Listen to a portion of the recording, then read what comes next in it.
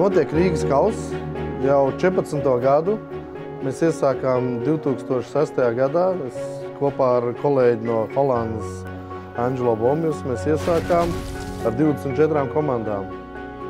Un šogad mums ir rekordliels 232 komandas. Tas ir lielākais turnīrs Eiropā un arī samērā populāri mēs esam kļuvuši. Darbdiena sākās šodien drusku vēlāk.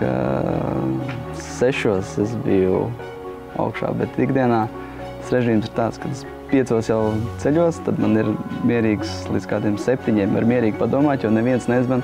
Pa dienu ir tā, nevar atbildēt uz e-pastiem, jo zvans WhatsAppā, Skype'ā, e-pastus rakstā, parasto telefonu, jo visi grib visu zināt ātri, vai ne?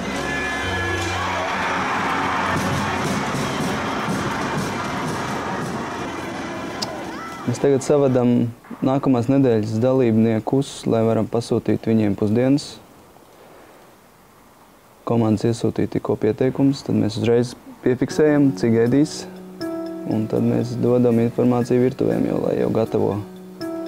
Mums ir principā mēneša garumā vai 5 nedēļas notiek tas turnīrs. Es zinu, ka Geteborgā notiek 1 nedēļas nogali, 48 komandas, 6 ledus hallēs. Jā, viņš ir tas pats, kas mums, teiksim, jo, ja mēs skatāmies šonedēļ ir 40, pagājušo bija 40, bet mums būs arī, kur ir 56, jā, teiksim, vienā vedēļā. Līdz ar to tas,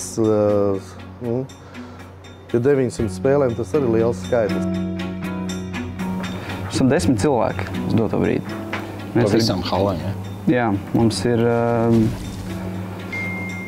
Volvo 2 laukumi, Inbox, Ozolnieki, Kurbats, Jelgava 5 pamatlaukumi un dažas spēles būs arī Akapolē. Un katrā ir savs tā kā mūsu pārstāvs, kurš palīdz komandām atrast, kur ir ģērbtuvs, kur ir ēšana, kur ir visu to organizatorisko pusi palīdz organizēt.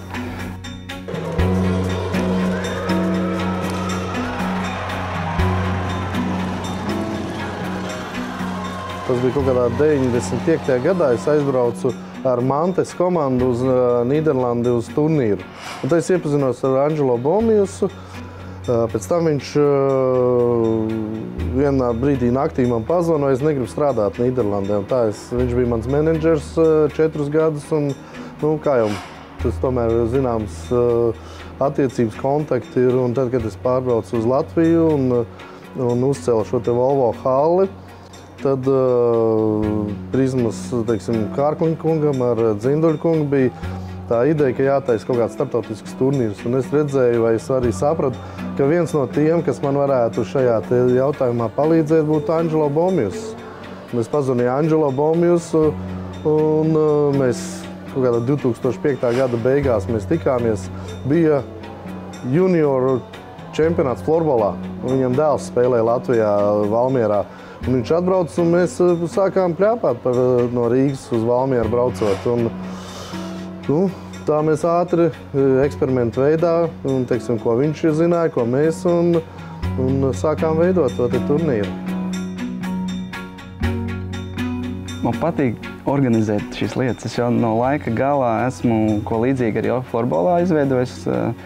Un pateicoties Angelo, kas bija šī turnīra tā kā viens no autoriem, idejas tēviem, kopā ar Gintu, kas viņu izveidoja 14 gadu atpakaļ.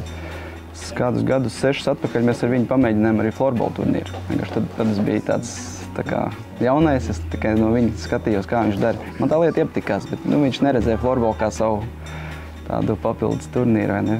Pagājušā gadā Angelo dažādu apsvērumu dēļ viņš tā kā beidz šeit savu darbību un piedāvāja, vai Gins man piedāvāja, es negribētu tā kā Angelo funkcijas pārņemt.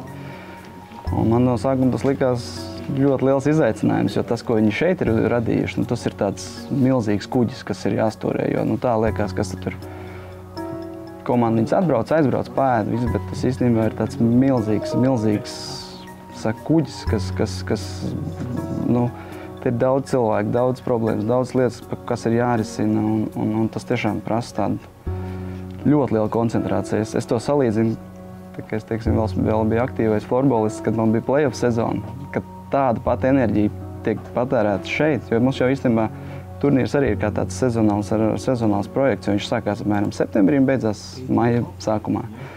Un viss tas tā kulminācija tieši ir marts, aprils, un tad tā enerģija un viss tieši tādā pašā apmērā.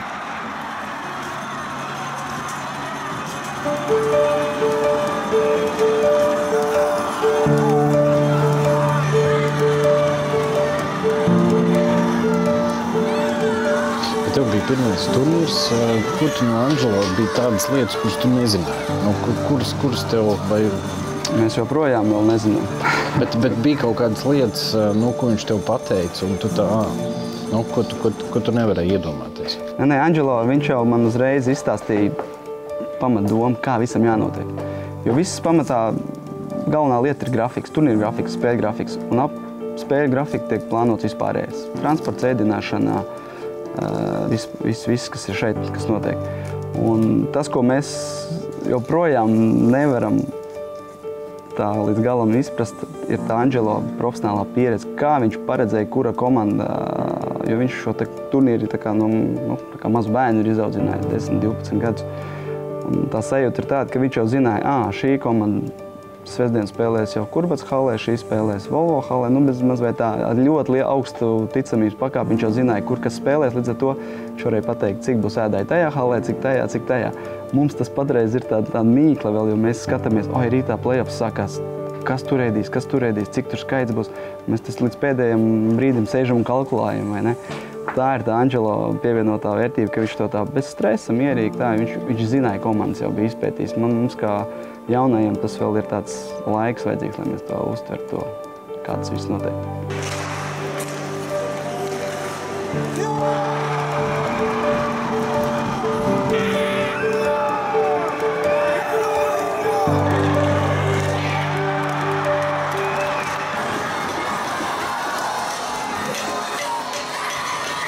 Vairāk jau vai mazāk mēs sekojam tiem latviešiem, tie ir viena daļa ir izgājusi, bet tagad mēs redzam šitais Čistjorkins, kas ir SKA vārdsargs. Tas ir bijis viņš tajā brīdī spēlēja, viņi kļuva par čempioniem ar Kriļu Savetovu. Un Aleksandrovs, man liekas, aizsargs arī turpatās no SKA. Viņus abus divus, kā saka, no mūsējiegas. Viss arī tāpat Balcers. Tāpat tās Bļugers, Girgensons, Egles, Ābols, Rezgals. Principā viss tas, kas ir visi mūsu latvieši, tagad tā jaunākā paudze, tā viss ir spēlējuši šajā turnīrā un piedalīsies turnīrā.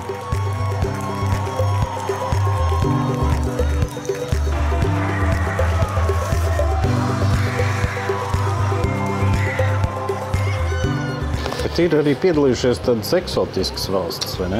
Jā, ir piedalījušies no Dubai. Ja nemaldos, 3 gadus viņi brauc, bet ar dažādiem viņiem tie menedžeri bija. Vienreiz bija no Dubajas ar kanādiešiem, pilna komanda, vienreiz bija ar krieviem, un vienreiz bija zviedru, norvēģu, teiksim, tas tādā veidā. Tagad pēdējos gadus viņi nebrauc. Šogad pirmo reizi būs ķīnieši. Un pirmo reizi būs no Indijas. U20. Nezinām, kā tas būs. Jā, es esmu redzējis, ka viņi kaut kur spēlē to hokeju. Teiksim, ja paskatās, ieiet viņu informatīvajā tajā, bet kāds tas līmenis būs grūti pateikt.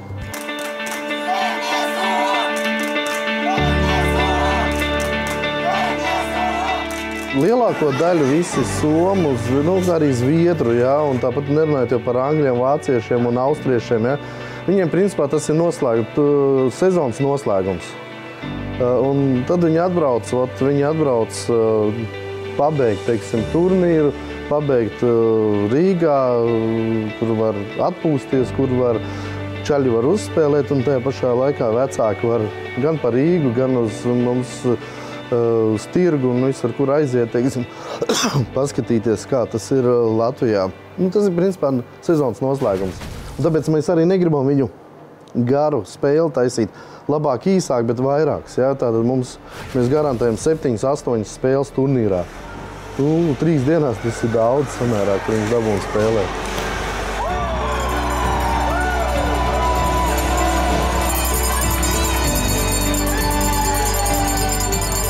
patreiz tā iekšējā sajūta šobrīd ir, kad ir sasniegt kaut kādu griestu, vai ne? Nu, ar šo cilvēku skaitu, kas mēs te esam, nu vairāk mēs nevaram. Bet mans tas redzējums būtu tāds, kad ir jāizmanto jaunās tehnoloģijas, inovācijas, jāiesaist arī turnīrā. Es redzu, ka ir jātaisa vienota platforma, kur daudz kas notiek automātiski, kur komanda pēc reģistrācijas saņem savu lietotāju vārdu pieeju, un viņa pati jāizpilda. Gan cilvēks, gan spēlētājs savada, gan reģistrācija pa hoteļiem veids, gan viss ēdināšanas, viss notiek daudz automātiskāk, lai nav tik daudz cilvēku resursu jāiesaist. Tādējādi arī tas izslēdzas kļūdas, un tas dotu turnīram tādu pievienoto vērtību, jo daudz viss, kas notiek ātrāk un kvalitatīvāk.